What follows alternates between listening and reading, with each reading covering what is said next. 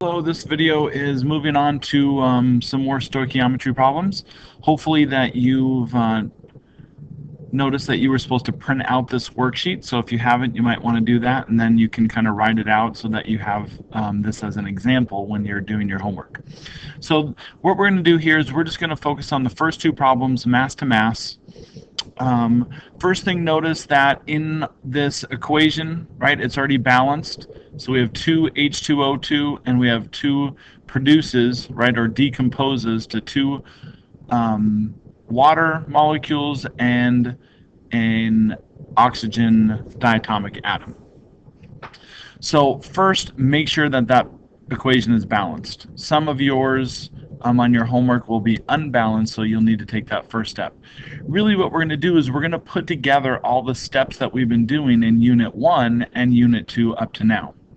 So the first thing, right, how many grams of water form when 4.2 grams of H2O2 decompose? So we know that we have 4.2 grams of H2O2, and we can convert that into moles like we did in Unit 1. Looking at the examples from Unit 1, right, if we have grams of H2O, we want grams of H2O on the bottom. So 34.0 is the molar mass. Make sure you go to 1 decimal place. So if you see, right, the grams of H2O and the grams of H2O are going to cancel out, and that's going to leave us in moles of H2, there should be a 2 there, of H2O2. And if you did that in your calculator, right, if you did 4.2 divided by 34, you would get 0.124 moles of water.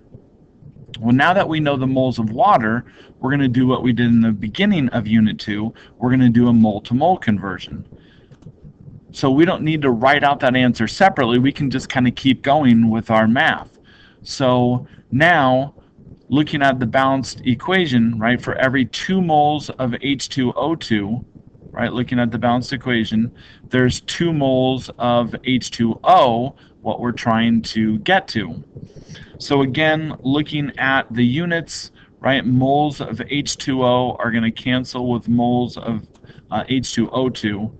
So now we're switching substances here. So now we're going to have how many moles of H2O there are if we stopped there, right? And that would be 0.124 moles of H2O. But we don't want moles of water. We want to keep going. We want how many grams of water. So now we also know that for every mole of water, right, the molar mass of water is 18.0, again, round to 1 decimal place. So looking at units, moles of water cancels out with moles of water. That's leaving us in the units of grams of water, which is what we're looking for. So if you do 4.2 divided by 34 times 2 divided by 2 and then multiplied by 18, it'll get you a number. Remember that your beginning number is 2 significant figures, so your answer needs to be 2 significant figures. Notice in each step, I've written out the substance, H2O2, H2O2, H2O2, and then went to H2O. You should get in that habit, especially in the assignments that you turn in to me, because that's what I'm going to be looking for. So that way you're sure that you're converting from one substance to another. So let's go to the next example. Right, we're going to start off with 7.4 grams of water. And we want to know how many grams of O2 form if 7.4 grams of H2O form. Well, if you've got 7.4 grams of water that form, we want to turn that into a mole value. So, right, there's 18.0 grams of water is the molar mass. So grams of water cancel out, and we would now be in moles of water. Right, so if you did 7.4 divided by 18, that gets you 0.41. So right now we know there's 0.41 moles of water that would be produced from this reaction. Now we're going to do our mole to mole ratio.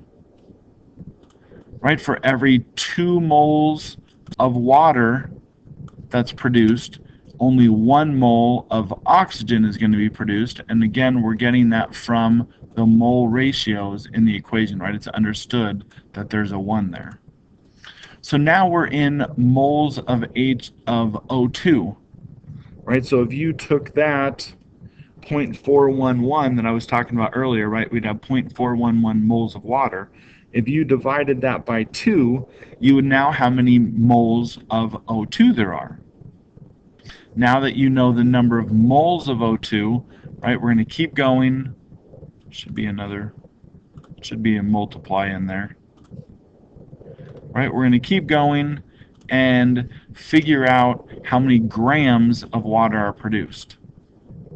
So again, the moles of O2 are canceling out. That's how I'm deciding what side of the fraction it goes on, right? Over here, the molar mass was on the bottom because the grams had to cancel out.